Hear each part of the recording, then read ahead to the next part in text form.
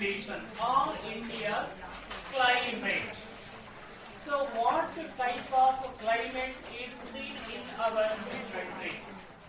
So on the basis of climate, so what types of seasons are divided in our country? In this chapter we try to learn about climatic type of India. Climatic type of India and the factors affecting all climate. So ನಮ್ಮ ವಾಯುಗುಣದ ಮೇಲೆ ಪ್ರಭಾವವನ್ನು ಬೀರ್ತಕ್ಕಂಥ ಅಂಶಗಳು ಯಾವುದು? Totally ನಮ್ಮ climate ವಾಯುಗುಣವನ್ನು ನಾವು ಎಷ್ಟು ರೀತಿ ವರ್ಗೀಕರಣ ಮಾಡಿದ್ರೆ ಡಿಸ್ಕಸ್ ಮಾಡ್ತೀವಿ. So which are the important points influence on our climatic condition. Secondly, we discuss about climatic seasons of our country. ನಮ್ಮ ವಾಯುಗುಣದಲ್ಲಿ ಎಷ್ಟು ಋತುಗಳನ್ನು ನಾವು ಕಾಣ್ತೀವಿ? Seasons, climatic seasons of our country and their characteristics. ಕೇವಲ climatic season ಮಾತ್ರ ನೋಡಲ್ಲ, what are the characteristics of that season? Lastly, we try to discussing about distribution of rainfall in our country. ನಮ್ಮ ದೇಶದಲ್ಲಿ ಮಳೆ ಯಾವ ರೀತಿಯಾಗಿ ಹಂಚಿಕೆಯಾಗಿದೆ? Distribution of rainfall. Remember, first we know about the climatic type of our country. Climatic type. Remember, so India has tropical monsoon climate. Type of climate. ಒಂದು ಮಾರ್ಕ್ಸ್ಗೆ ನಿಮಗೆ ಸಾಕಷ್ಟು ಬಾರಿ ಪ್ರಶ್ನೆ ಕೇಳ್ತಾರೆ. ಅಥವಾ what type of climate is found in our country? ಅಥವಾ India has, don't say, India has just type of climatic season in our country, climatic conditions in our country. ಅಂದ್ರೆ you write that India has tropical monsoon type of climate. ಉಷ್ಣವಲಯದ monsoon ಮಾದರಿಯ ವಾಯುಗುಣ ನಮ್ಮ ಭಾರತದಲ್ಲಿದೆ. India has tropical monsoon type of climate. ಯಾಕೆ ಇಲ್ಲಿ ಮುಖ್ಯವಾಗಿ ನಮ್ಮ ಇಂಡಿಯಾ ಟ್ರಾಪಿಕಲ್ ಮಾನ್ಸೂನ್ ಕ್ಲೈಮೇಟ್ ಅನ್ನು ಒಳಗೊಂಡಿದೆ ಅಂದ್ರೆ, India is located in are the greater part of India is in tropical zone. ಪ್ರಪಂಚದ ಉಷ್ಣ ವಲಯದ ಏರಿಯಾದಲ್ಲಿ. ಸೊ ಇಲ್ಲಿ ಮುಖ್ಯವಾಗಿ 0 ಡಿಗ್ರಿ ಲ್ಯಾಟಿಟ್ಯೂಡ್ಸ್ ಇಂದ ನೋಡಿ, ಇಲ್ಲಿ ನಮ್ಮ ಇಲ್ಲಿ ನೋಡಿ, ಇಲ್ಲಿ 0 ಡಿಗ್ರಿ, ಇಲ್ಲಿ ಇದು ಟ್ರಾಪಿಕಲ್ ಯಾವುದು ಸರ್ಕಲ್ ಇದೆ, ಮುಖ್ಯವಾಗಿ ಟ್ರಾಪಿಕಲ್ ಸರ್ಕಲ್ ಇಲ್ಲಿ. ಸೊ ಇಲ್ಲಿ 0 ಡಿಗ್ರಿಯಿಂದ ಹಿಡಿದು ಈ ಕಡೆ 20 ಡಿಗ್ರಿ, ಈ ಕಡೆ 20 ಡಿಗ್ರಿ. ರಿಮೆಂಬರ್, ಈ ಕಡೆ 20 ಡಿಗ್ರಿ, ಈ ಕಡೆ 20 ಡಿಗ್ರಿ ಮಧ್ಯದಲ್ಲಿ. ಸೊ ಟ್ರಾಪಿಕಲ್ ಝೋನ್ ನಮ್ಮ ಕಡೆ ಬರುತ್ತೆ ಪ್ರಪಂಚದಲ್ಲಿ. ಸೊ ಇಂಡಿಯಾ ಏನಾಗಿದೆ, most part of our country is, ಅಥವಾ greater part of our country is in the tropical zone. So ಹಾಗಾಗಿ we have tropical monsoon type of climate. ಯಾಕೆ ನಮ್ಮ ಭಾರತ ದೇಶದಲ್ಲಿ ಉಷ್ಣವಲಯದ ಮಾನ್ಸೂನ್ ಮಾದರಿಯ ವಾಯುಗುಣ ಇದ್ರೆ? Because a greater part of our country, ಬಹಳ ಭಾಗ, a greater part of our country so lies in, ಎಲ್ಲಿದೆ ಮುಖ್ಯವಾಗಿ? Lies in tropical zone. ನಮ್ಮ ಪ್ರಪಂಚದ ಏನು ಉಷ್ಣವಲಯದಲ್ಲಿ ಇಂಡಿಯಾದ ಬಹಳ ಭಾಗ ಇರೋದ್ರಿಂದ we should have tropical monsoon climate. Remember, so our climate is greatly influenced by, okay, ನಮ್ಮ ಕ್ಲೈಮೇಟ್ ಬಹಳ ಇನ್ಫ್ಲೂಯೆನ್ಸ್ ಆಗಿದೆ. ಯಾವುದರಿಂದ? By the monsoon winds. ನಮ್ಮ ಕ್ಲೈಮೇಟ್ ಏನಾಗಿದೆ ಮುಖ್ಯವಾಗಿ ಮಾನ್ಸೂನ್ ವಿಂಡ್ಸ್ ಗಳಿಂದಾಗಿ ಸಾಕಷ್ಟು ನಮ್ಮಲ್ಲಿ ಏನಾಗಿದೆ, ಪ್ರಭಾವಿತವಾಗಿದೆ. Indian climate is greatly influenced by the Monsoon. winds. Remember, the monsoon word is derived from. ಹಾಗಾದ್ರೆ ಮಾನ್ಸೂನ್ ಅನ್ನೋ ಪದ ಯಾವ ಪದದಿಂದ ಬಂದಿದೆ? ಅಲ್ಲಿ ಬ್ರಾಕೆಟ್ ಅಲ್ಲಿ Arabic ಕೊಡಿದ್ರೆ word. ಮೌಸಿನ್. ಯಾವುದು?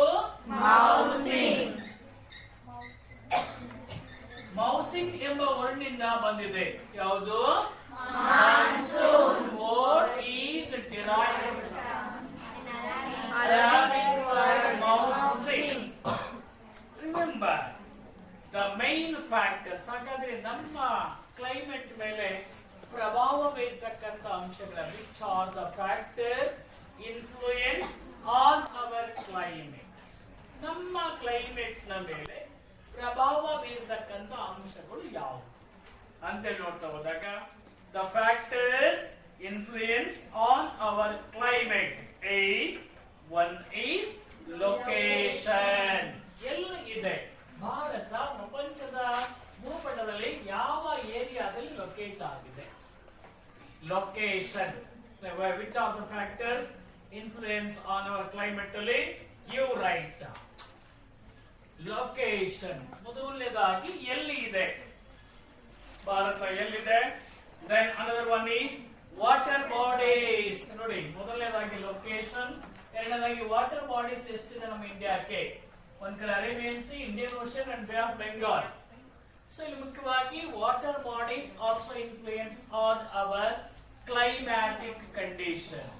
Along with water bodies, relief features.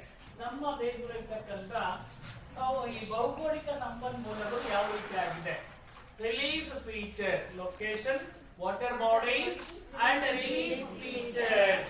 Along with relief features, monsoon winds. ನಮ್ಮ ದೇಶದ ಮೇಲೆ ಎಂತಹ ಮಾರುತಗಳು, ಮಳೆಯನ್ನು ತರ್ತಕ್ಕಂಥ ಮಾರುತಗಳು ಬೀಸುತ್ತೆ?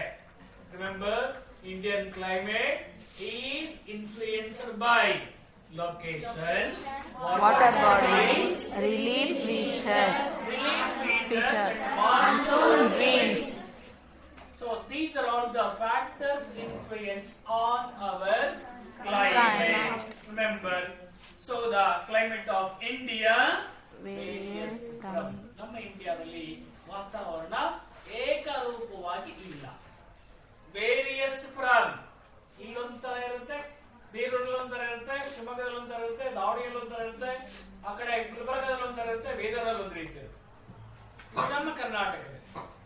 So, climate of India is various from place to place and season to season.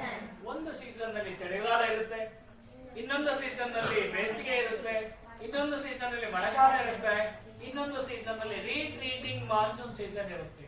ಹಾಗಾಗಿ in our country, so the seasons ಅಥವಾ climate conditions of our country is various from season to season. So second part ನಾವು ನೋಡಿದಾಗ, so climatic seasons of our country, ನಮ್ಮ ದೇಶದಲ್ಲಿ ಇರ್ತಕ್ಕಂಥ ಈ ವಾಯುಗುಣದ seasons ಗಳ ಋತುಗಳನ್ನು ನೋಡ್ತಾ ಹೋದಾಗ, so the climatic conditions of our country according to meteorological department, ಪ್ರಾಕ್ತನಾ ಶಾಸ್ತ್ರ ಮೆಟಿಯೋರಾಲಜಿಕಲ್ ಡಿಪಾರ್ಟ್ಮೆಂಟ್ ಪ್ರಕಾರವಾಗಿ Indian seasons can be divided into 4 divisions. India's climatic seasons can be divided into 4 important seasons. ನಮ್ಮ ದೇಶದಲ್ಲಿ ಇರ್ತಕ್ಕಂಥ ಋತುಮಾನವನ್ನ ನಾವು ಮೊದಲನೇದಾಗಿ 4 ವಿಭಾಗಗಳನ್ನಾಗಿ ವರ್ಗೀಕರಣ ಮಾಡಿದ್ವಿ. ಫಸ್ಟ್ ಒಂದು ಬರ್ತಕ್ಕಂಥದ್ದು ಯಾವುದು? Winter season. Winter season. Second one, Summer season. wait, winter season starts from December to February. December to February. What? Second one is Summer season. summer. March to May. March to May. May. ಯಾಕೆ ಆಗ್ತಾ ಇದೀರಪ್ಪ? Then Rainy season. June to mid-September. hey, June to mid-September. June to Mid-September. mid-September. Then another one is fourth one is Retreating monsoon season.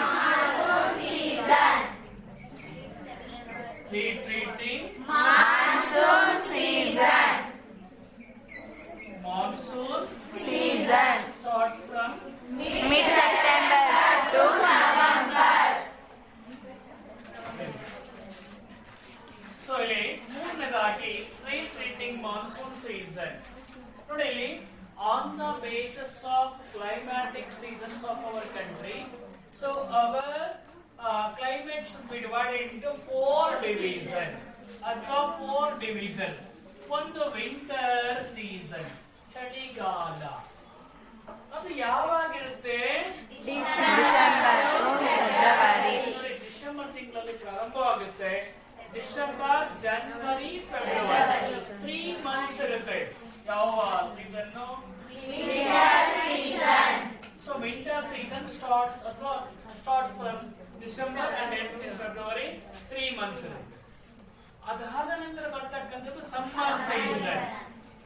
March to May. Starts from March To May. ಇದು 3 ತಿಂಗಳು ಅಲ್ವಾ? ಇದು 3 ತಿಂಗಳು. Remember, summer season 3 ತಿಂಗಳು ಇರುತ್ತೆ. Rainy season June to August, September 4 ತಿಂಗಳು ಇರುತ್ತೆ. ಇದು 3.5 sir. 4 ಮಂತ್ಸ್ ಇದು ಇರುತ್ತೆ. ದೆನ್ retreating monsoon season ಬಂದಾಗ September and November 2 months. October. October to ಅಲ್ಲ sir, September, October, November. mid September to November, 2.5 months. 2.5 months period ಅಲ್ಲಿ we see retreating monsoon season. Mid September. Okay. Listen. So these are all the important climatic seasons of our Country. ನಮ್ಮ ಭಾರತದಲ್ಲಿ ಒಟ್ಟು 4 ಋತುಗಳು ಕಾಣಿಸುತ್ತೆ. ಒಂದು ಚಳಿಗಾಲ, winter season. Then summer season, ಬೇಸಿಗೆಕಾಲ, rainy season and retreating. So all the important seasons, climatic seasons of our country. Now we try to discuss detailedly about one by one season. ಈಗ ನಾವು ಮೊದಲನೇದಾಗಿ ಒಂದೊಂದು ಸೀಸನ್ಸ್ ಬಗ್ಗೆ ನಾವು ತಿಳ್ಕೊಂಡು ಹೋಗೋಣ. Clear? Today we try to discuss about detailedly about one by one. First one, winter Season. ಚಳಿಗಾಲ. ಎಲ್ಲಿ ಹೊರಗೋದು ಸಹ ಸುಮ್ಮನೆ ಚಳಿ, ಮೈ ಕೊರಿತಕ್ಕಂಥ ಚಳಿಗಾಲದ ಬಗ್ಗೆ ಡಿಸ್ಕಷನ್ ಮಾಡ್ತಾ ಹೋದಾಗ ಡ್ಯೂರಿಂಗ್ ದಿಸ್ ಸೀಸನ್, ಯಾಕೆ ಆ ಕಾಲದಲ್ಲಿ ಚಳಿ ಇರುತ್ತೆ ಅಂತ ಯಾರಿಗಾದ್ರೂ ಗೊತ್ತಿದೆಯಾ? No sir. ನೋಡಿ, ನಮಗೆ ಬೇಸಿಗೆಯಲ್ಲಿ ಯಾಕೆ ಬಿಸಿಲು ಬೀಳುತ್ತೆ, ಚಳಿಗಾಲದಲ್ಲಿ ಬಿಸಿಲು ಬಿದ್ರೂ ಯಾಕೆ ಚಳಿ ಇರುತ್ತೆ, ಮಳೆಗಾಲದಲ್ಲಿ ಮಳೆ ಯಾಕೆ ಬರುತ್ತೆ? ಯಾರಿಗಾದ್ರೂ ಗೊತ್ತಿದೆಯಾ ಅಂತ?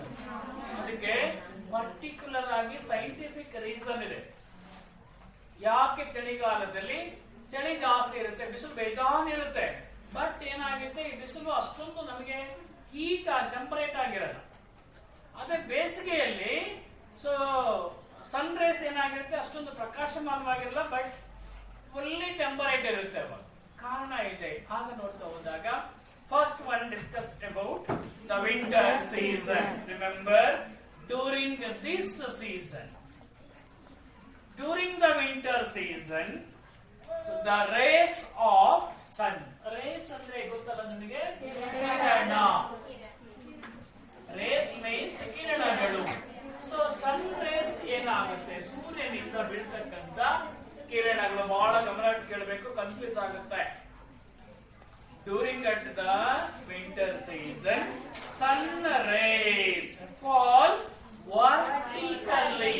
Remember, that is very important. Vertically. Over the Remember, southern during the time of winter season, sun rays fall vertically over the southern hemisphere. So, ನಿಮಗೆ ಫಸ್ಟ್ ಗೊತ್ತಾಗಬೇಕು ಪ್ರಪಂಚದ ಭೂಪಟದಲ್ಲಿ ಸದರ್ನ್ ಹೆಮಿಸ್ಫಿಯರ್ ಯಾವುದು, ನಾರ್ದರ್ನ್ ಹೆಮಿಸ್ಫಿಯರ್ ಯಾವುದು, ಈಸ್ಟರ್ನ್ ಹೆಮಿಸ್ಫಿಯರ್ ಯಾವುದು, western hemisphere ಯಾವುದು ಅದು ಗೊತ್ತಾಗುತ್ತೆ. ನೋಡಿ, ಇಲ್ಲಿ 0 ಡಿಗ್ರಿಯಿಂದ ಈ 0 ಡಿಗ್ರಿಯಲ್ಲಿ ಮಧ್ಯದಲ್ಲಿರ್ತಕ್ಕಂಥ ಕೆಳಗಿನ ಭಾಗ southern hemisphere.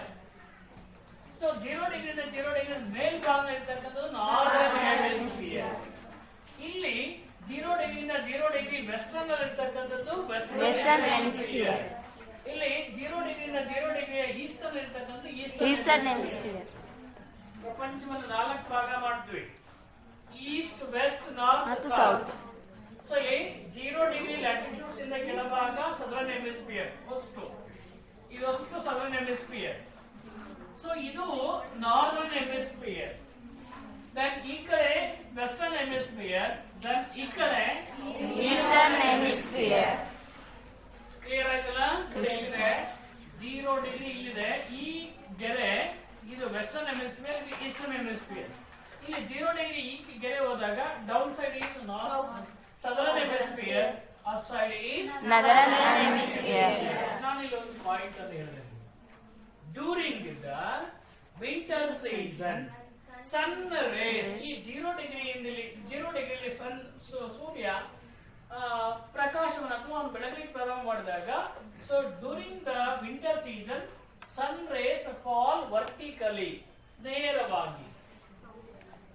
During the time of December sun rays fall vertically, ನೇರವಾಗಿ.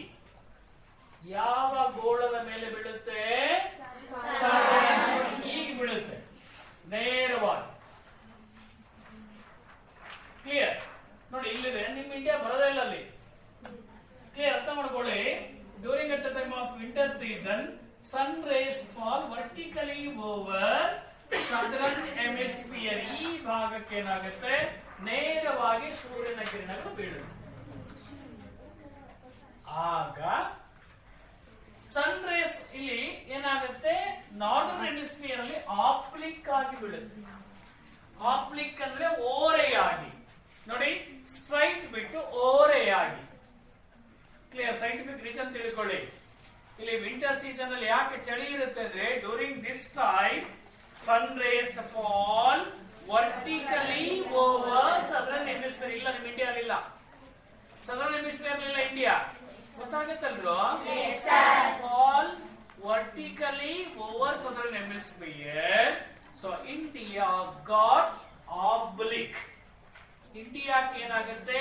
ಓರೆಯಾಗಿರ್ತಕ್ಕಂಥ, ಸ್ಟ್ರೈಟ್ ಇರಲ್ಲ, ಸೂರ್ಯನ ಕಿರಣಗಳು ಓರೆಯಾಗಿ ಆಬ್ಲಿಕ್ ಆಗಿ ಇಂಡಿಯಾದ ಮೇಲೆ ಬೀಳುತ್ತೆ. ಹಾಗಾಗಿ ಇಲ್ಲಿ ಮುಖ್ಯವಾಗಿ ಸೊ ಎಲ್ಲ ಏನಿರುತ್ತೆ? Temperature and humidity are found in the, ಒಂದು ಟೆಂಪರೇಚರ್, ಲೋ ಟೆಂಪರೇಚರ್ ಇರುತ್ತೆ, ಮತ್ತೆ ಬೀಸ್ತಕ್ಕಂಥ ಗಾಳಿ ಮತ್ತೆ ವಾತಾವರಣ ಏನಾಗಿರುತ್ತೆ? ಹ್ಯೂಮಿಡಿಟಿ ಆಗಿರುತ್ತೆ, ಅಂದ್ರೆ ನೀರಿನ ಅಂಶ ಹೊಂದಿರತಕ್ಕಂಥ ರೀತಿಯಲ್ಲಿ ಕಂಡು ಬರುತ್ತೆ. That is scientific reason. ಅರ್ಥ ಆಗಿಲ್ಲ ಎಲ್ಲರಿಗೂ? ಇಂದಿನ ಮಾತಾಡಿ ಇಂದಿನರಿಗೂ ಕಂದ ಅರ್ಥ ಆಗಿಲ್ಲಪ್ಪ? ಆಯ್ತಾಯ್ತು, ಆಗಿದೆ ಬಿಡಿ. ನೋಡಿ, ಹಾಗಾಗಿ ನೋಡಿ, during the winter season sun rays fall vertically over, ಕೆಳಭಾಗದಲ್ಲಿ ನೋಡಿ ಸದರ್ನ್ ಹೆಮಿಸ್ಫಿಯರ್. ಇಂಡಿಯಾ ಇಲ್ಲ, ಇಲ್ಲಿ ಟೆಂಪರೇಚರ್ ಜಾಸ್ತಿ ಇರುತ್ತೆ. ಇಲ್ಲಿ ಆಗ ಈ ಭಾಗಕ್ಕೆ ಓರೆಯಾಗಿ ಬೀಳ್ತಾ ಹೋಗುತ್ತೆ ಸನ್ ರೈಸ್. ಹಾಗಾಗಿ ಓರೆಯಾಗಿ ಬಿದ್ದಾಗ ಇಂಡಿಯಾಕ್ಕೆ ಏನಾಗುತ್ತೆ? ಲೋ ಟೆಂಪರೇಚರ್ ಇರುತ್ತೆ, ಪ್ಲಸ್ ಇನ್ನೇನಾಗಿರುತ್ತೆ? Humidity. The temperature and humidity ಏನಾಗುತ್ತೆ? ವೆರಿ ಲೋ ಆಗಿ ನಮ್ಮ ಇಂಡಿಯಾದಲ್ಲಿ ಕಂಡು ಬರುತ್ತೆ. And sky are clear. ಆಕಾಶ ನೋಡಿ ತುಂಬಾ ಕ್ಲಿಯರ್ ಇದೆ, ಎಲ್ಲೂ ಕ್ಲೌಡ್ಸ್ ಇರಲ್ಲ. ಚಳಿಗಾಲದಲ್ಲಿ ಎಲ್ಲೂ ಕ್ಲೌಡ್ಸ್ ಇರಲ್ಲ, ಸ್ಕೈ ಆರ್ ಕ್ಲಿಯರ್. ಆಕಾಶ ಎತ್ತ ನೋಡಿದ್ರು ಸಹ ಎಲ್ಲೂ ಕ್ಲೌಡ್ಸ್ ಇರಲ್ಲ, ಬಹಳ ಕ್ಲಿಯರ್ ಆಗಿ ಇರುತ್ತೆ. And it is cool in the, ನೋಡಿ ನಮ್ಮ ಭಾರತ ದೇಶದಲ್ಲಿ ತುಂಬಾನೇ ಕೂಲ್ ಎಲ್ಲಿರುತ್ತೆ? ಸೊ ಇನ್ ದ ನಾರ್ದರ್ನ್, ಮೇಲ್ಭಾಗದ ಉತ್ತರ ಭಾರತದಲ್ಲಿ ತುಂಬಾ ಕೂಲ್ ಇರುತ್ತೆ. ಚಳಿಗಾಲದಲ್ಲಿ -ಡಿಗ್ರಿಗೆ ಹೋಗಿರುತ್ತೆ. ಡೆಲ್ಲಿ, ಕಾಶ್ಮೀರ್ ಅಲ್ಲೆಲ್ಲ ಏನಾಗಿರುತ್ತೆ, ತುಂಬಾನೇ ಕಡಿಮೆ ಉಷ್ಣಾಂಶ ಇರುತ್ತೆ. Northern parts of our country are very cooler than the southern part.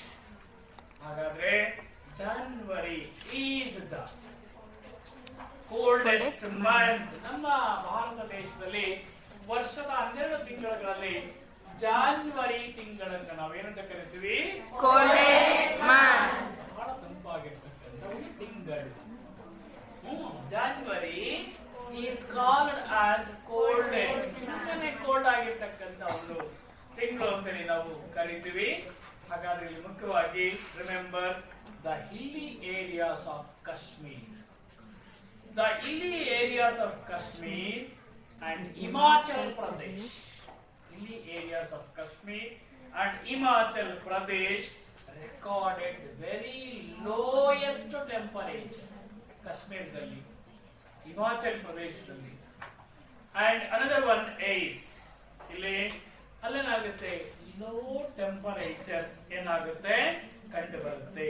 ಹಾಗಾಗಿ draws, one of the important place. Dras, ಇದು important place. Dras near Kargil. Kargil ಸಮೀಪದಲ್ಲಿ ಇರ್ತಕ್ಕಂಥ ಡ್ರಾಸ್ ಎಂಬ ನಗರದಲ್ಲಿ, ಕಾರ್ಗಿಲ್ ನ ಸಮೀಪದಲ್ಲಿ ಬರ್ತಕ್ಕಂಥ ಡ್ರಾಸ್ ಎಂಬ ನಗರದಲ್ಲಿ ಮುಖ್ಯವಾಗಿ.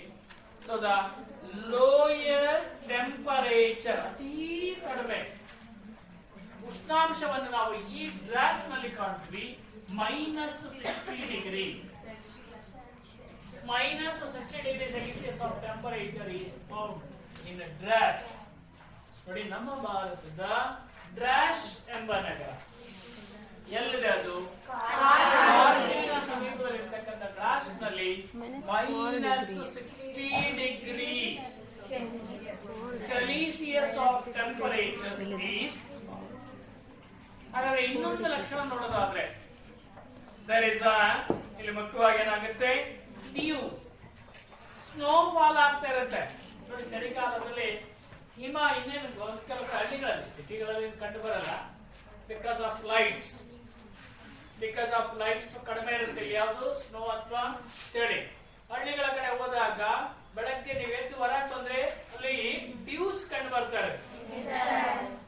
ಸ್ನೋ ಬೀಳ್ತಾ ಇರುತ್ತೆ, ಫಾಲ್ ಆಗ್ತಾ ಇರುತ್ತೆ. ಕೈ ಇಟ್ಕೊಂಡು ಅಥವಾ ಯಾವ್ದಾದ್ರು ದೋಸ್ತು ಇಟ್ರೆ ಅದ್ರ ಮೇಲೆ ನೀರಿನ ಹನಿಗಳು ಕಂಡು ಬರುತ್ತೆ. ಡೀವ್ಸ್ ಅಂಡ್ ಫಾಗ್ಸ್. ಫಾಗ್ಸ್ ಅಂದ್ರೆ ಈ ಕನ್ನಡದಲ್ಲಿ ಕಾವಳ ಅಂತ ಕರೀತಾರೆ. ಸೊ ಇವು ಕಾಮನ್.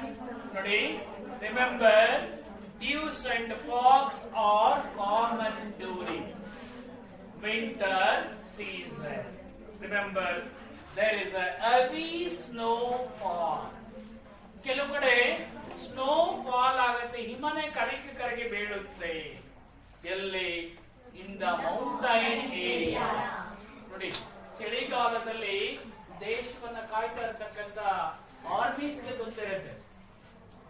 ಸಾಕಷ್ಟು ಜನ ಆ ಹಿಮದ ಮಧ್ಯದಲ್ಲೇ ಮುಚ್ಕೊಂಡು ಹೋಗ್ತಾರೆ. ಅವ್ರ ಮೇಲೆ ಹಿಮ ಬಿದ್ದು ಅವ್ರ ಒಳಗಡೆ ತಮ್ಮ ಲೈಫ್ ಅನ್ನ ಕಳ್ಕೊಳ್ತಕ್ಕಂತ ಸ್ಥಿತಿ ಬರುತ್ತೆ. Heavy snowfall in the mountain areas. India gets only 2% of annual rainfall. ನೋಡಿ, ನೆನಪಿಟ್ಕೊಳ್ಳಿ, ಭಾರತ ಕೇವಲ 2% ವಾರ್ಷಿಕ ಮಳೆಯನ್ನು ಈ ಸೀಸನ್ ಅಲ್ಲಿ ಪಡ್ಕೊಳ್ತದೆ. ಮಳೆ ಆಗಲ್ಲ ಯಾವ್ದ್ರಲ್ಲಿ? There is no question of annual rainfall. That is the winter season. ಇನ್ನು ಎರಡನೇ ಸೀಸನ್ ಗೆ ಹೋದ್ರೆ ನಾವು ಸಮ್ಮರ್ ಸೀಸನ್ ಬಗ್ಗೆ ಡಿಸ್ಕಷನ್ ಮಾಡಿದ್ದೆ. ಆದ್ರೆ ಡ್ಯೂರಿಂಗ್ ದಿಸ್ ಸೀಸನ್ ಇಲ್ಲಿ ಬದಲಾವಣೆ ಆಗುತ್ತೆ. During this season the sun rays fall vertically ಏನಾಗುತ್ತೆ, ಸೊ ಇಲ್ಲಿಂದ ನೇರವಾಗಿ ನಾರ್ದರ್ನ್ ಹೆಮಿಸ್ಫಿಯರ್ ಮೇಲೆ ಬೀಳುತ್ತೆ. ಯಾವಾಗ? During the start of March ತಿಂಗಳಿನಿಂದ sun rays fall vertically over northern hemisphere. ನಾವಿಲ್ಲಿದ್ದೀವಿ. India is located in northern hemisphere. ಹಾಗಾಗಿ during this season sun rays fall vertically over northern hemisphere. ಹಾಗಾಗಿ ಮುಖ್ಯವಾಗಿ ಏನಾಗುತ್ತೆ, hence temperature is high in India. March April May ನಲ್ಲಿ ಕೂತಲ್ಲಿ ಕೂರಕ್ಕಾಗಲ್ಲ, ನಿಂತ್ಕೊಳ್ಳಕ್ಕಾಗಲ್ಲ ಅಲ್ಲೇನಪ್ಪ. March April May ನಲ್ಲಿ ಕೂತ್ರು ಸಮಾಧಾನ ಇರಲ್ಲ, ನಿಂತರೂ ಸಮಾಧಾನ ಇರಲ್ಲ. ಯಾಕಂದ್ರೆ ಬಿಕಾಸ್ ಹೆವಿ ಟೆಂಪರೇಚರ್ ಸೆಕೆ ಕಿತ್ತು ಬರ್ತಾ ಇರುತ್ತೆ, ಎಲ್ಲೂ ಕೂರಕ್ಕಾಗಲ್ಲ, ಎಲ್ಲಿ ನಿಂತ್ಕೊಳ್ಳಿಕ್ಕೂ ಆಗುತ್ತೆ. ಹಾಗಾಗಿ ಮುಖ್ಯವಾಗಿ during at the time of summer season high temperature. ಈ ಸಲ ರಜಾ ಇಲ್ಲ, ಹೈ ಟೆಂಪರೇಚರ್ ಈ ಸರಿ ರಜಾ ಇಲ್ಲ ಅಲ್ವಾ, ಬಿಕಾಸ್ ಆಫ್ ಕರೋನಾ ಈ ಸರಿ ಇಲ್ಲ. ಎಕ್ಸಾಮ್ ಒಂದು 20 days ಅಷ್ಟೇ ಕೊಡು, ಇಲ್ಲಿ ಪರವಾಗಿಲ್ಲ, ಎಂತದ್ದು ತಲೆ ಕೆಡಿಸ್ಕೊಂಡು ಅದೇನು ನೋಡೋಣ ಅಂತ ಆ ಸಂದರ್ಭ ಬಂದ. ರೈಟ್, ಇಲ್ಲಿ during the summer season sun rays fall vertically over northern hemisphere. So we are located in northern hemisphere. There is a high temperature in India. It is a hot planet. It's a hot ಮನೆ ಬಿಸಿ ಆಗಿರ್ತಕ್ಕಂಥ, ಕಾಲಿಡ್ಲಿಕ್ಕೆ ಆಗಲ್ಲ, ಮಣ್ಣಿನಲ್ಲಿ ಬರೀ ಕಾಲಲ್ಲಿ ಓಡಾಡ್ಲಿಕ್ಕೆ ಆಗಲ್ಲ. So ಹೊರಗೆ ಹೋದ್ರೆ ಬೆಂಕಿ ನಮಗೆ ಮೈಗೆ ಟಚ್ ಆದ ರೀತಿಯಲ್ಲಿ ಬಿಸಿಲು ಇರುತ್ತೆ. ಬೆಂಕಿ ಟಚ್ ಆದಾಗ ಯಾವ ಅನುಭವ ಆಗುತ್ತೋ ಅಂತಹ ಒಂದು ರಣ ಬಿಸಿಲನ್ನು ನಾವು ನೋಡ್ತೀವಿ. ಹಾಗಾಗಿ hot, dry and Salt rain. ಎಲ್ಲಿ ನೋಡ್ತೀವಿ ಸಕ್ಕೆ, ಮೈ ತುಂಬಾ ಬೆವರು. ಸೆಕೆಂಡ್ ನಾವು ಹೊರಗೆ ಹೋಗಿ ಬಂದ್ರೆ ಮೈ ಎಲ್ಲ ಬೆವರು ಬಂದು ಬಟ್ಟೆ ಎಲ್ಲ ಒದ್ದೆ ಮಾಡ್ಕೊಂಡ್ಬಂದ ರೀತಿಯಲ್ಲಿ ಇರುತ್ತೆ. ಮತ್ತೆ ಬಟ್ಟೆ ಹಸಿ ಬಟ್ಟೆ ಹಾಕೊಂಡ ರೀತಿಯಲ್ಲಿ ಆಗುತ್ತೆ. ಬಿಕಾಸ್ ನಮಗೆ ಅಷ್ಟೊಂದು ಟೆಂಪರೇಚರ್ಸ್ ಅಲ್ಲಿ ಕಂಡು ಬರುತ್ತೆ. ಹಾಗಾದ್ರೆ highest recorded temperature is 49.4 degree possible. ನೋಡಿ ಎಷ್ಟಿದೆ ಅಂದ್ರೆ 49.4 ಡಿಗ್ರಿ ಸೆಲ್ಸಿಯಸ್. ನಮ್ಮ ಭಾರತದಲ್ಲಿ 49 ಬಹಳ ಕಷ್ಟ ಕಣಪ್ಪ. ಒಂದು 30-35 ಒಳಗಡೆ ಇದ್ರೆ ಬಹಳ ಈಸಿ ಆಗಿರ್ಬೋದು. ಎವ್ರಿ ಇಯರ್ ಏನಾಗ್ತದೆ, ಟೆಂಪರೇಚರ್ ಇನ್ಕ್ರೀಸ್ ಆಗ್ತಾ ಇದೆ because of the ozone layer. ಏನಾಗ್ತದೆ, ಡೆಫ್ರಿಟೇಷನ್ ಆಗ್ತಾ ಇದೆ every here because of carbon dioxide. ಭಾರತದಲ್ಲಿ ಇಡೀ ಪ್ರಪಂಚದಲ್ಲಿ ನಾವು ಮಾತಿದ್ರೆ ಕಾರ್ಬನ್ ಡೈಆಕ್ಸೈಡ್ ವೆಹಿಕಲ್ಸ್ ಗಳನ್ನು ಬಳಸ್ಕೊಡ್ತೀವಿ.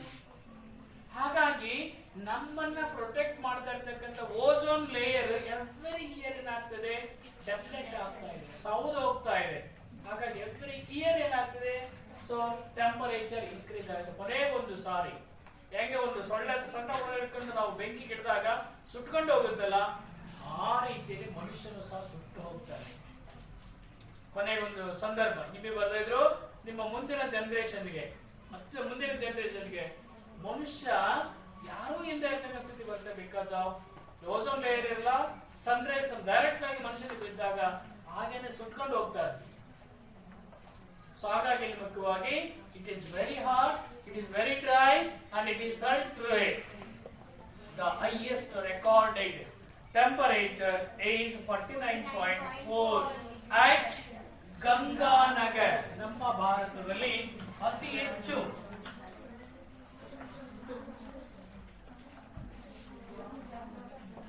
ಗಂಗಾನಗರ in ರಾಜಸ್ಥಾನದಲ್ಲಿ ಕಂಡು ಬರ್ತಕ್ಕಂತಹ, ನೋಡಿ ನೆನಪಿಟ್ಕೊಳ್ಳಿ.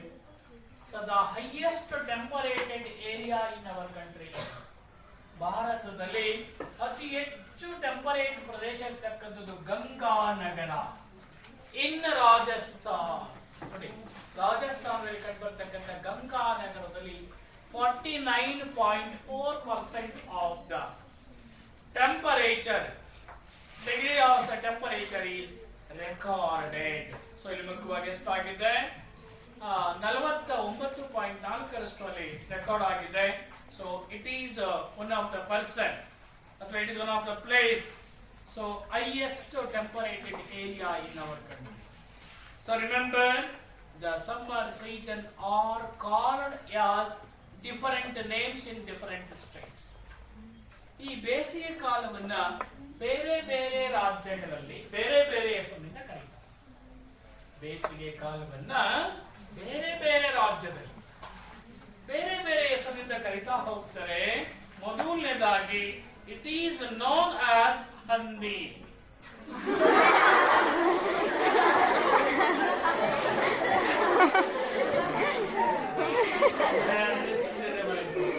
Andes.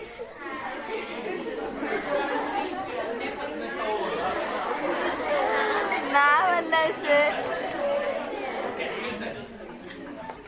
So it is called as Andes. In Uttar Pradesh. So in Uttar Pradesh, ಉತ್ತರ ಪ್ರದೇಶದಲ್ಲಿ ಸೊ ಬೇಸಿಗೆ ಕಾಲವನ್ನು ಬಹಳ ಒಂದು ಒಳ್ಳೆಯ ನೇಮ್ ಆಗಿರ್ತಕ್ಕಂಥ ಆಂಡೀಸ್ ಅಂತ ಕರೀತಾರೆ. ಕಾಲ ಬೈಸಾಖಿ ಇನ್ ವೆಸ್ಟ್ ಬೆಂಗಾಲ್. ವೆಸ್ಟ್ ಬೆಂಗಾಲ್ ನಲ್ಲಿ ಸಮ್ಮರ್ ಸೀಸನ್ ಅನ್ನ ಕಾಲ ಬೈಸಾಖಿ ಅಂತ ಕರೀತಾರೆ. ಇನ್ನ ಬ್ಯಾಂಗೋಸ್ ಶ್ರವಸ್ ಅಂದ್ರೆ ಮಾವು ಫಸಲಿನ ಬೆಳೆ. ಅಂದ್ರೆ ಎಲ್ಲಿ? ಕೇರಳ. ಬೇಸಿಗೆಯಲ್ಲಿ ಕೇರಳದಿಂದ ಬಹಳ ಸ್ವೀಟೆಸ್ಟ್ ಯಾವ್ದು ಬರುತ್ತೆ? ಮ್ಯಾಂಗೋಸ್ ಬರುತ್ತೆ. Only in the time of summer season. So ಹಾಗಾಗಿ the peoples of Kerala called summer season as mango season.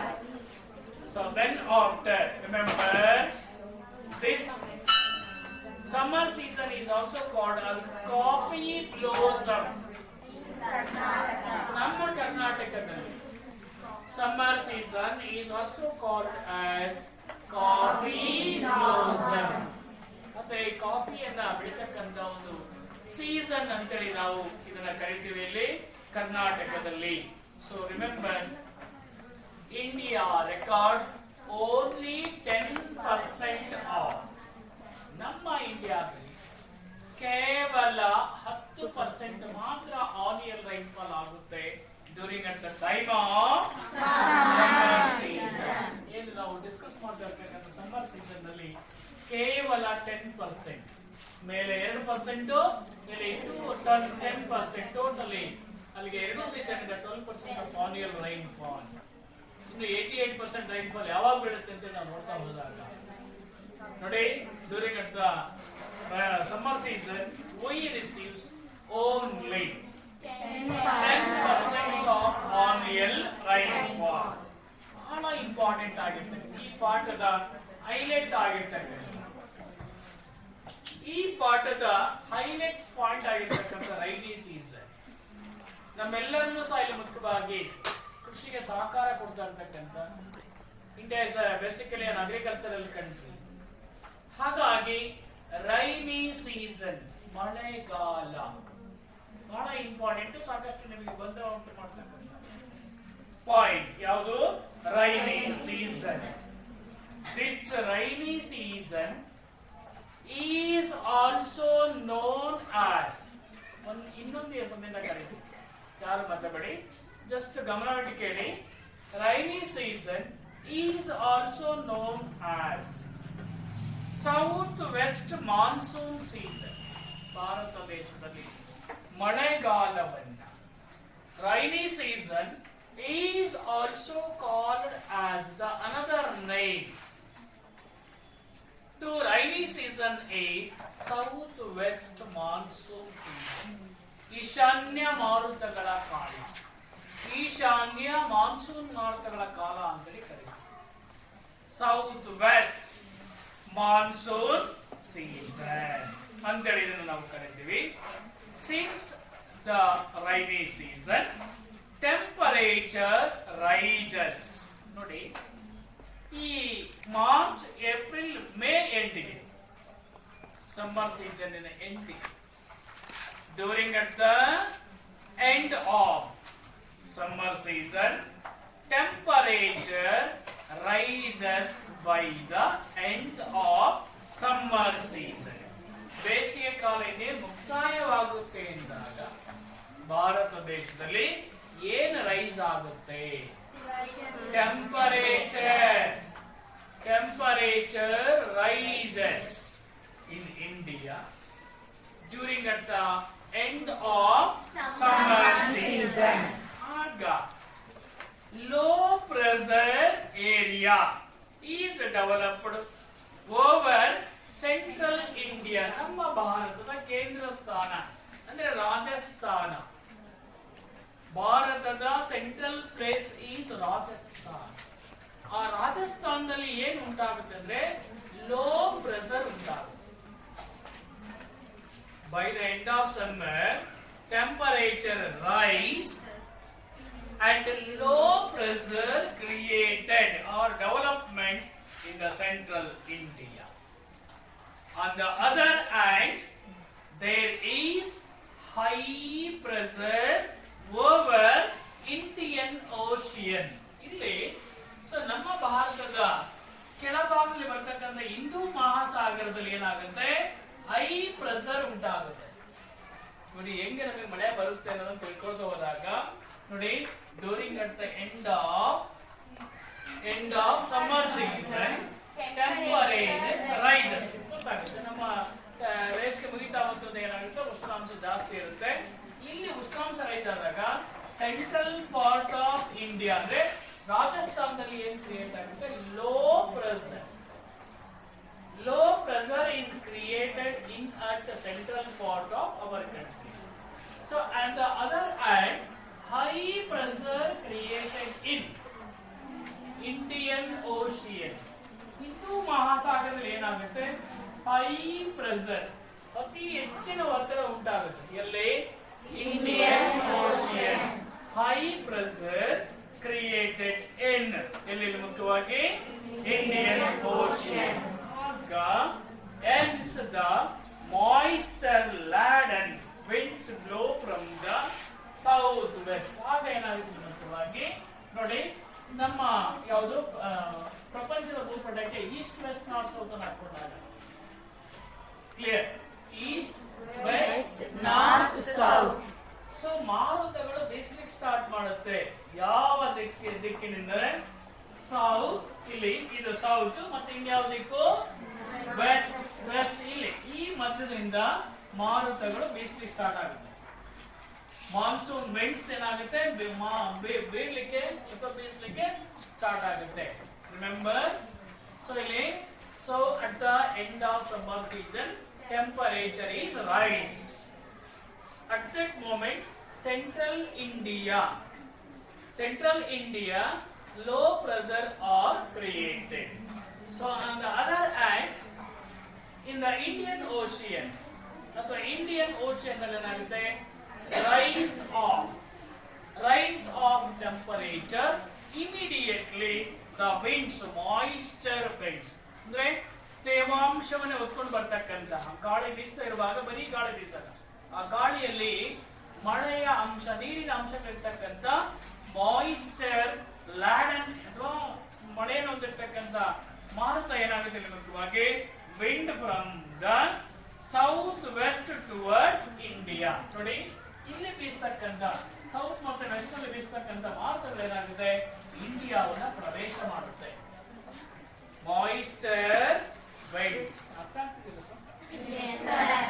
ಸುಮ್ಮನೆ ಕಣ್ಮುಚ್ಚಿ ಏನ್ ಕೇಳ್ತಾ ಇದ್ರು? ಅಲ್ಲೇ ಕ್ವಶನ್ ಕೇಳಲ್ಲ. ಬಹಳ ಇಂಪಾರ್ಟೆಂಟ್ ಪಾರ್ಟ್ ಇದು. ಯಾವುದು? Rainy season. ಅದು ಇದೆಲ್ಲ moisture winds starts from blowing from south west to ಇಂಡಿಯಾದ ಕಡೆ ಬೀಸಲಿಕ್ಕೆ ಪ್ರಾರಂಭ ಮಾಡಿಕೊಳ್ಳುತ್ತೆ. ಯಾವುದು? Moisture winds. ಆಗ ಇಲ್ಲಿ ಮುಖ್ಯವಾಗಿ they bring rainfall to different parts of our country. ಆಗ ನಮ್ಮ ಭಾರತ ದೇಶಕ್ಕೆ June, July, August and mid September ಮಧ್ಯಭಾಗದಲ್ಲಿ ಏನಾಗುತ್ತೆ? ಮಳೆಯನ್ನ ತರುತ್ತೆ. ಯಾವುದು south west monsoon which brings rainfall to our country. ಹಾಗಾಗಿ ಇಲ್ಲಿ ಮುಖ್ಯವಾಗಿ ಸೊ 75% ಆಫ್ ಅವರ್ ಏರಿಯಾ ಅಥವಾ 75% of our area so receives rainfall during at the time of this season. Okay? Yes, sir. Yes, rainy season. Remember, there are two branches. South west monsoon seasons ಗಳನ್ನ ಎರಡು branch ಗಳನ್ನ ವರ್ಗೀಕರಣ ಮಾಡಬೇಕು. South west monsoon seasons are divided into two branches. First branch is Arabian Sea branch. Second one is Bay of Bengal branch. ನೋಡಿ, the monsoon winds, southwest monsoon winds are divided into two categories, two branches. One is Arabian Sea branch. Second one is Bay of Bengal branch. ಹಾಗಾದ್ರೆ Arabian sea branch are struck by ರಬ್ಬಿ ಸಮುದ್ರದಿಂದ ಬರ್ತಕ್ಕಂಥ ಮಾರುತ ಯಾವುದನ್ನು ತಡೆಯುತ್ತೆ ಅಥವಾ ಯಾವುದಕ್ಕೆ ಬಂದು ಮಳೆಯನ್ನು ತರುತ್ತೆ ನೋಡಿ. ಅರೇಬಿಯನ್ ಸಿ ಬ್ರಾಂಚಸ್ ನೋಡಿ ನೆನಪಿಟ್ಕೊಳ್ಳಿ. Arabian sea branch are struck by clear. Arabian Sea branches are struck by Western Ghats and receives our heavy rainfall to the west of Western Ghats. ಎಲ್ಲಿ ಬೇಜಾನ್ ಮಳೆ ಆಗುತ್ತೆ? West of Western Ghats receives heavy rain. Then the rain decreases on the eastern part of Western Ghats. ಇಲ್ಲಿ point ಅರ್ಥ ಮಾಡ್ಕೊಳ್ಳಿ. Western Ghats receives west of Western Ghats receives heavy rainfall. ಅಂದ್ರೆ western ghat ಇಂದ West part ಗೆ ಹೆಚ್ಚಾನ್ ಮಳೆ ಆಗುತ್ತೆ. ಮುಂದಕ್ಕೆ ಹೋದಂತೆ ಕಡಿಮೆ ಆಗುತ್ತೆ ಏನಾಗುತ್ತೆ? Eastern part of western Ghats are called as rain shadow areas. Rain shadow areas ಮಳೆ ನೆರಳಿನ ಪ್ರದೇಶ ಅಂತ ಕರೀತಾರೆ. ಯಾವುದನ್ನ? Eastern part of Western Ghats are called as rain shadow area. ಹಿಂದಿನ ಕೇಳ್ತದಿಲ್ಲಪ್ಪ? Yes sir. Remember, rain shadow area ಮಳೆ ನೆರಳಿನ ಪ್ರದೇಶ ಅಂತ ಕರೀತಾರೆ. ಬಿಕಾಸ್ ಅಲ್ಲಿ ಮಳೆ ಆಗಲ್ಲ. ಯಾಕಂದ್ರೆ all the rainfall that blows from the Arabian Sea are struck by western sides of Western Ghats. Rain decreases up to Eastern Ghats. So ಹಾಗಾಗಿ eastern part of Western Ghats are called as rain shadow areas. Rain shadow area. ಇನ್ನು bay of Bengal branch, ಇನ್ನೊಂದು branch ಯಾವುದು?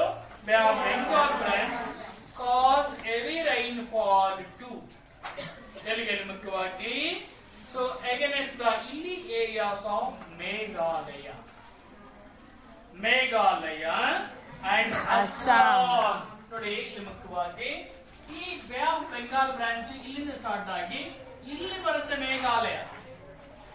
C year ಇಲ್ಲಿ ಬರುತ್ತೆ ಮೇಘಾಲಯ ಮತ್ತು ಅಸ್ಸಾಂಗೆ ಹೆಚ್ಚಿನ ಮಳೆಯನ್ನು ತರುತ್ತೆ. ಯಾವುದು? Bay of Bengal branch.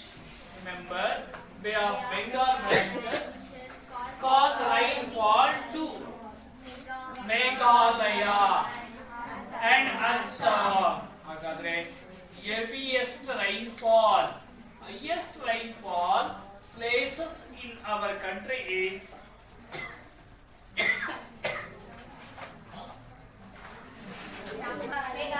Moisin Rock.